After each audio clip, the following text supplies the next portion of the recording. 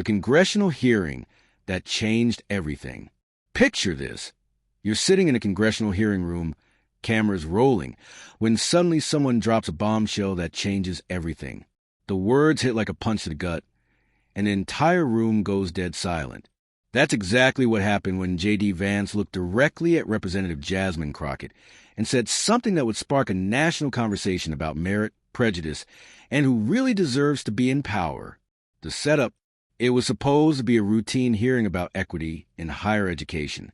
The House Committee on Education and the Workforce had organized a discussion on fair academic assessment standards.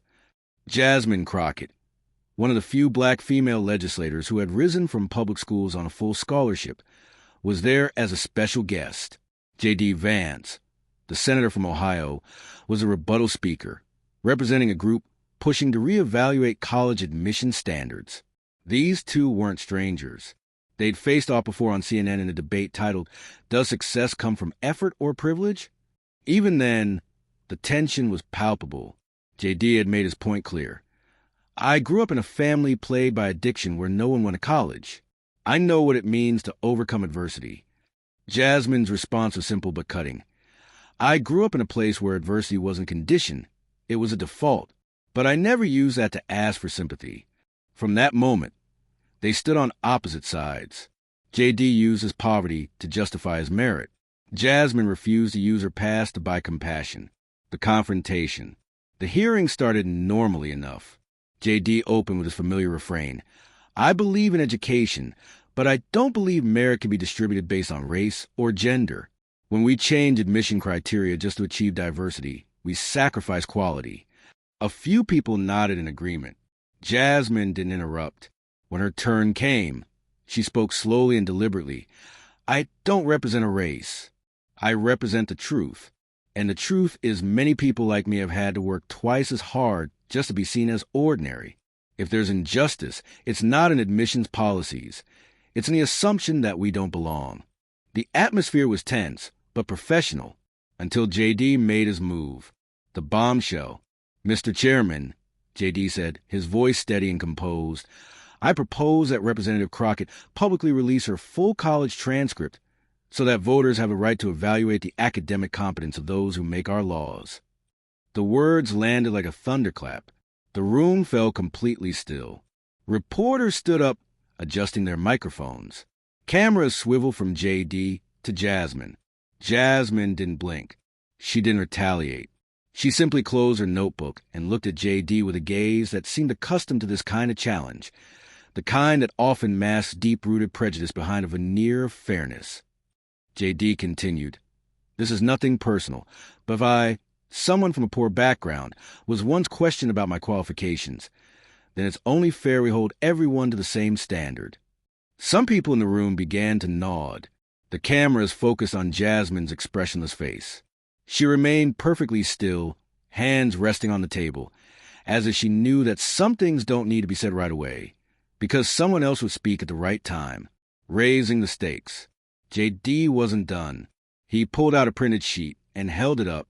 This is from a platform called EddyLeaks, where former students and professors share insights on public figures who attended law school.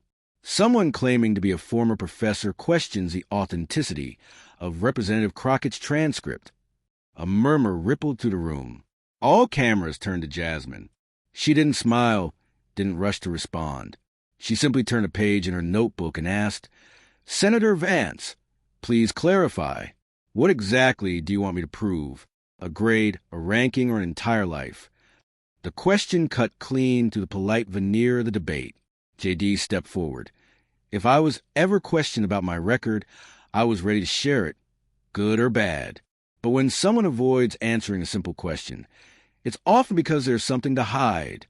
The room was dividing. Some leaned toward J.D.'s argument. Others watched Jasmine's dignified silence with growing respect. The unexpected voice. Just then, a young law student stood up from the audience. His voice wasn't loud, but it was steady. "Excuse me, if being a good student is a standard for making good policy, then why are there people with impressive degrees passing unjust laws?" The room fell dead silent. The question wasn't aimed solely at J.D., but it shadowed the momentum that had been building in his favor. No one could answer because the student had asked the one question everyone was thinking, but no one dared voice. The game changer. As the tension reached its peak, a congressional clerk approached the chairwoman and whispered something urgent. Her expression shifted from neutral to stunned. We've just been informed that an unregistered guest has requested to speak as a supplemental witness with information directly relevant to Senator Vance's question. She paused, looking at the name. Professor William Hart, former Dean of Law at the University of Texas. The room collectively held its breath. JD's head snapped up. Jasmine closed her eyes, not to hide, but as if she had known this moment would come. The truth unveiled. A tall man with silver hair walked slowly from the back of the room. He carried documents in one hand and leaned on a carved wooden cane with the other.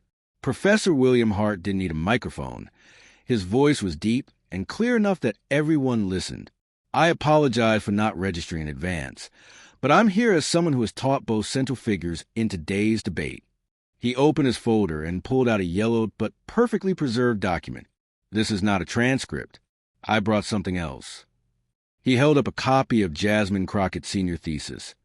Equal under law, unequal in practice, a legal fracture. Below her name was a note. Winner of Best Legal Essay 2013, Federal Civil Rights category. This essay was written while Jasmine's mother was in the hospital in the final days of her life.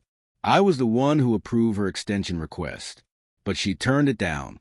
She said, "If I can't write this while I'm in pain, then what's the point of writing law at all?" A quiet sob broke from somewhere in the room. JD looked down at the table, his hands clenched. The devastating revelation. Professor Hart turned directly to JD. "I taught you too, Senator Vance. I wrote the letter that allowed you to resume the program after your family crisis. I don't regret that, but I say this now to restore fairness to someone who has been silent far too long." He paused, then delivered a line that would change everything. "I taught both of you, but only when you ever used hardship as a reason to delay, and that person was not Jasmine." The silence was deafening. That sentence needed no defense, no further reasoning. It drew a clean line through the room, not between right and wrong, but between achievement earned and achievement retold. The details that mattered. Professor Hart wasn't finished. In the spring semester of 2008, J.D. Vance sent me a lengthy email requesting to defer all his exams, citing mild depression due to family pressure. I agreed. I even offered to write a letter supporting a full semester off. He turned to another document. Around the same period, Jasmine Crockett submitted a request form. Her mother was undergoing her third round of chemotherapy. She didn't ask to defer her paper, only to submit it on the day of the exam instead of before the deadline. When she handed it in, her eyes were bloodshot, but she never mentioned her mother. The cameras found Jasmine, still silent, but her eyes were locked on Professor Hart. Not seeking validation, but affirming that he was telling the truth. The aftermath. No one applauded when Professor Hart finished. The air was too solemn. He placed the essay on the hearing table, nodded gently to Jasmine, and turned to leave. J.D. remained seated, trying to mask his tension, but the cameras caught his tightened lips and downward gaze. Jasmine stood as Professor Hart walked past, not to thank him, but an acknowledgement, because when the truth is strong enough, someone will always rise to speak for it. The viral moment. Within hours, the moment went viral. A 3-minute clip of Professor Hart's statement hit 3.2 million views in 12 hours. The hashtags exploded. Hashtag not all grades matter. Hashtag Hart said it. Hashtag the essay that spoke. But what shocked people wasn't just the truth about J.D. Vance. It was Jasmine's response. No rebuttals, no emotional appeals, no inspirational speeches. Just dignified silence.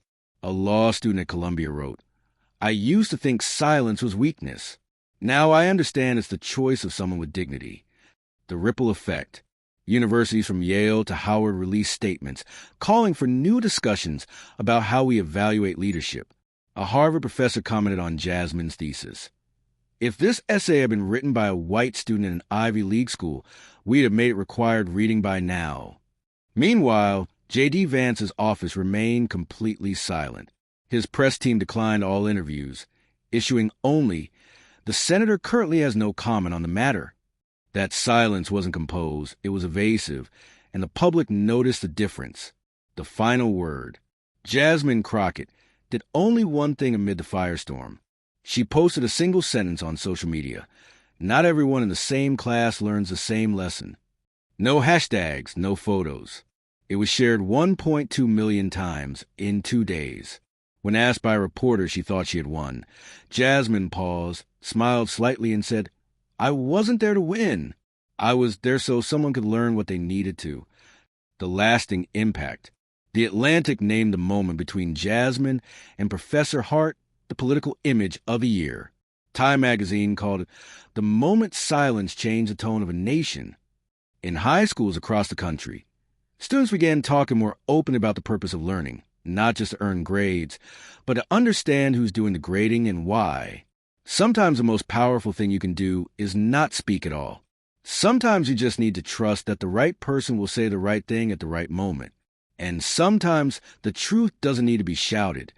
It just needs to be spoken by someone brave enough to stand up when it matters most. In a world full of noise, Jasmine Crockett proved that silence can be the loudest statement of all. Because real strength isn't about defending yourself. It's about being so secure in your truth that you can let it speak for itself. What do you think? Have you ever witnessed someone being doubted because of where they came from?